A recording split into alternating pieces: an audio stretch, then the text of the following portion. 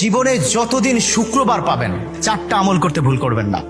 আজকে শুক্রবার না, আমি জানি না 4টা আমল করেছেন কিনা বা করছেন কিনা, আপনারা মিলিয়ে নেবেন। যদি 4টা আমল আজকে না করে থাকেন, আজকে থেকে জীবনে যতদিন শুক্রবার পাবেন 4টি আমল করতে ভুল করবেন না। পারবো তো ইনশাআল্লাহ? ইনশাআল্লাহ। 1, দুরূদ পড়া। আমার বিশ্বনবী দুরূদ সম্পর্কে কত অসাধারণ কথা বলেছেন। একজন সাহাবা এসে বললেন, ইলা রাসূলুল্লাহ সাল্লাল্লাহু আলাইহি ওয়াসাল্লাম, ও নবী, আমি যদি আপনার প্রতি দিনের 1/3 ধরে দুরূদ শরীফ পড়ি আমি কি নিয়ামত পাবো?